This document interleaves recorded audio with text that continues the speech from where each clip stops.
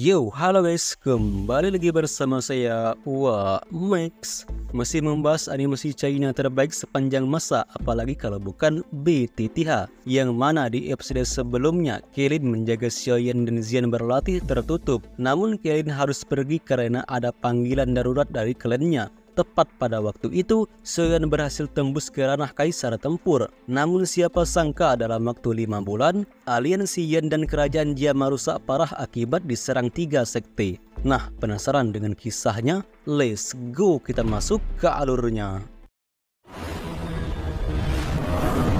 Setelah menerobos, pikiran Xiaoyan dibawakan ke istana Allah Jiwa, yang di situ Xiaoyan berhasil menemukan gurunya dalam keadaan diikat. Melihat gurunya tersiksa, Xiaoyan berlari sekencang-kencangnya berharap bisa menyelamatkannya. Namun sayangnya istana Allah Jiwa sangatlah ketat, hingga pada akhirnya Xiaoyan malah terhempas dan dibawakan kembali ke dia yang sekarang. Tak disangka ternyata serangan mester-mester Allah Jiwa sangatlah kuat. Takutnya ada banyak mester-mester hebat di sana yang lebih kuat dari pengawal Wu atau si Martin. Namun kabar baiknya, Abah Yallah masih hidup. Maksudnya, selagi guru Xiaoyan tersebut masih hidup, itu berarti Xiaoyan masih ada kesempatan untuk menyelamatkan orang yang membuat dirinya jadi kuat tersebut. Sudah 5 bulan di dalam gua, tentu itu adalah hal yang membosankan. Xiaoyan menghirup udara segar dari alam, hingga ketika itu ia membuka matanya, tak disangka ternyata Xian masih belum juga menerobos. Namun yang anehnya adalah, kenapa di sekitaran sini tidak ada Krilin? Padahal Krilin sudah berjanji untuk menjaga mereka berdua. Xiaoyan mencari perempuan gengsian tersebut ke sana ke sini, namun tak kunjung juga ketemu. Hingga pada akhirnya Xiaoyan menemukan surat yang pada intinya dalam surat tersebut, Abdul Krilin atau Medusa dalam bahaya. Abdul Krilin juga berpesan jika masalahnya telah selesai, ia pasti akan ke sini lagi. Setelah membaca surat tersebut, sontak membuat Xiaoyan panik karena di situ tertulis bahwa Krilin akan kembali jika masalahnya telah selesai. Namun sampai sekarang, nyatanya Krilin juga belum kembali. Itu berarti masalah Krilin sangatlah rumit. Di dalam hati Xiaoyan sebenarnya ia ingin membantu Krilin menyelesaikan masalahnya. Namun karena Xian masih ada di dalam sini, jadinya Xiaoyan harus menjaga budak kecil tersebut terlebih dahulu. Barulah bisa pergi bersamanya untuk melihat keadaan di luar sana. Terlebih lagi Xiaoyan baru saja menerobos ke ranah Kaisar Tempur. Jadi dia pasti sudah punya jurus baru, yaitu bernama Segel Pembalik Laut. Xiaoyan meloncat ke arah batu tersebut sembari mengumpulkan tenaga untuk mereview jurus barunya. Setelah tenaganya berhasil dikumpul, Xiaoyan berpikir jika jurus ini dicoba ke arah tanah, takutnya akan merusak seisi lembah di sini. Jadinya, Xiaoyan memutuskan untuk mencoba ke segel Krilin. Namun, dan siapa sangka ternyata segel Krilin sangatlah kuat. Bahkan Xiaoyan yang sudah mencapai Kaisar Tempur saja kewalahan menghancurkannya. Tak lama Xian juga berhasil menerobos. Yang anehnya ialah tubuh Xian seketika itu menjadi besar, maksudnya dewasa. Namun walaupun begitu, sikapnya masih saja kekanak-kanakan hingga Xiaoyan yang merasa geli dengan budak kecil tersebut, ia pun memberi pakaian supaya tidak kelihatan lagi bulat-bulatnya. Namun saat Xian menyentuh tangan Xiaoyan, seketika itu ia menjadi bocil kembali hingga membuat Xiaoyan tertawa terbahak-bahak. Karena seharusnya setelah menerobos, Xian akan mengalami perubahan fisik, namun tetap saja ia menjadi bocil seperti ini. Tapi gak apa-apa, karena Xian lebih imut seperti ini daripada dirinya yang tadi. Xian menyangkal perkataan Xiaoyan karena Krilin pernah berkata ke dia bahwa semua pria terkhusus Xiaoyan sangat suka yang namanya bulat-bulat.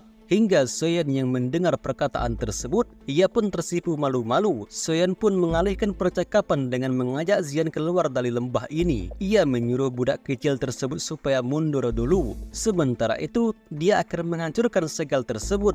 Melihat akan hal itu, sontak membuat Xian terheran-heran. Dasar MC, bisanya cuma pakai kekerasan saja. Padahal, salah satu kemampuan Xian adalah bisa tembus dari segel apapun.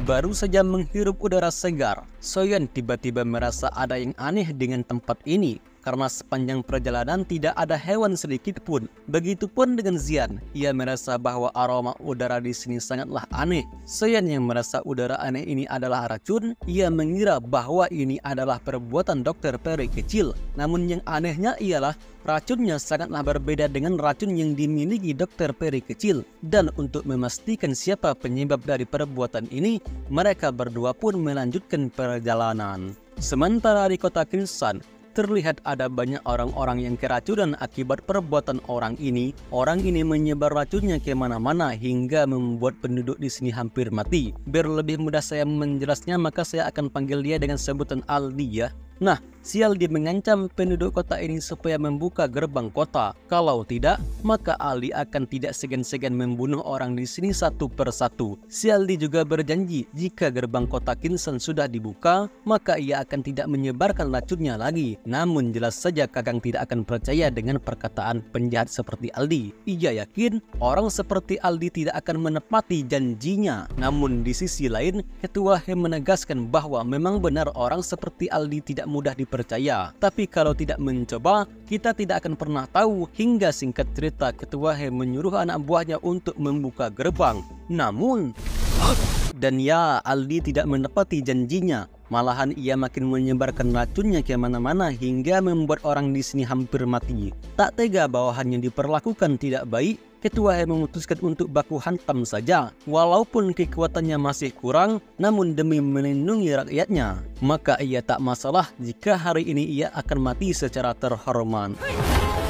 Dan jelas saja Ketua He kalah mekanik dengan Aldi. Ia terluka parah hingga tak bisa melanjutkan pertempuran lagi. Melihat penduduk kota Kinsan sudah tidak ada lagi yang berani melawan, si Aldi memutuskan untuk menghabisi semuanya. Namun, ya, tepat pada waktu itu, Soyan datang hingga membuat Ketua He menjerit histeris. Ia tak menyangka kalau hari ini dia masih bisa melanjutkan hidupnya. Sedangkan untuk si Aldi, terlihat dia sudah kena mental dengan kaisar tempur tersebut. Dan karena tak mau mati, si Aldi terbang seedan-edannya harap-harap Soyan tidak bisa menangkapnya. Namun ternyata,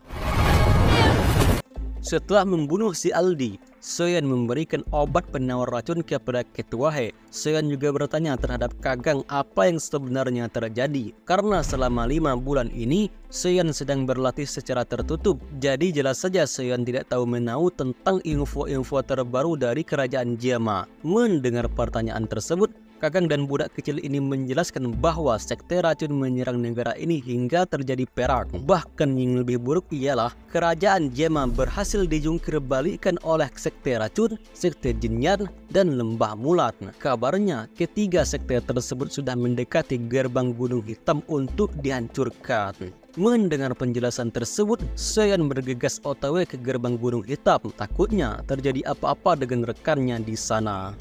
Di sisi lain, terlihat orang yang mengejar Soyan di episode 1 season 3 dulu sedang dikejar oleh dua penjahat ini. Hingga dia yang sudah terluka parah, pengawal setia Ratu Medusa ini pun harus tersungkur dan hampir saja mati. Hingga saat dua penjahat tersebut mau membunuhnya, tiba-tiba, ya, Soyan dan Xian datang tepat pada waktunya. Ia memberikan pil penyembuh agar perempuan tersebut cepat pulih dari lukanya. Dan benar saja setelah memakan pil buatan Soyan, seketika itu orang ini langsung sembuh. Ia pun berterima kasih terhadap Soyan sembari mengenai namanya bahwa ia adalah Yumei alias pengawal setia Ratu Medusa.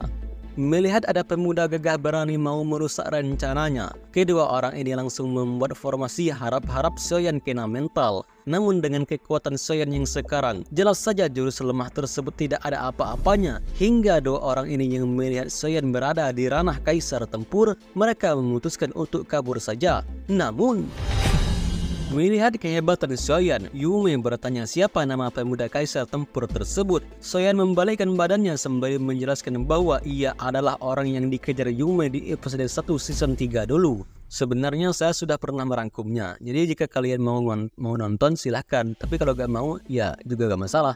Link ada di deskripsi. Lanjut. Seketika itu pula Yumei langsung teringat bahwa pemuda di hadapannya tersebut adalah Soyan alias ketua aliansi Yan. Mumpung ketua yang tak bertanggung jawab ini sudah ada di depannya, ia pun langsung berbacot pria karena sebagai ketua, Soyeon sangatlah tidak bertanggung jawab. Lihatlah di kerajaan Yama sekarang, jika saja bukan karena Ratu Medusa, pasti aliansi Yan dan kerajaan Yama sudah di bumi hanguskan. Yuming juga menjelaskan bahwa ketiga sekte tersebut berhasil mengepung benteng Gunung Hitam. Adapun kemampuan ketua sekte racun seimbang dengan Ratu Medusa. Sedangkan untuk ketua sekte Jin Yan, kemampuannya berada di bawah ketua sekte racun. Namun walau bagaimanapun juga, dia tidak boleh dianggap remeh. Dan yang terakhir, ada Lembah Mulat yang diisi ilmu gabungan dari 3 Master Kaisar Tempur Puncak yang kekuatan bertarungnya sebanding dengan sekte tempur.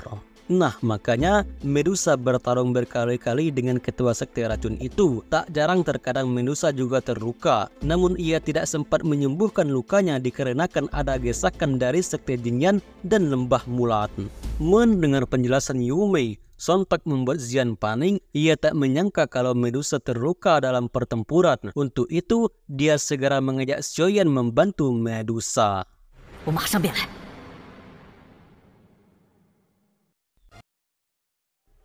Bagaimana? Lumayan seru bukan? Yang bisa diambil pelajaran tentang perlakuan Soyeon terhadap Yumei. Padahal dulu Soyeon hampir mati dibuat Yumei. Namun sekarang, Soyeon malah membalasnya dengan menyelamatkan nyawa perempuan tersebut. Sehingga pesan yang bisa kita ambil dari episode kali ini ialah tetaplah berbuat baik terhadap manusia walaupun itu busuk. Saya Max, Famen dan sampai jumpa di video selanjutnya. Adios.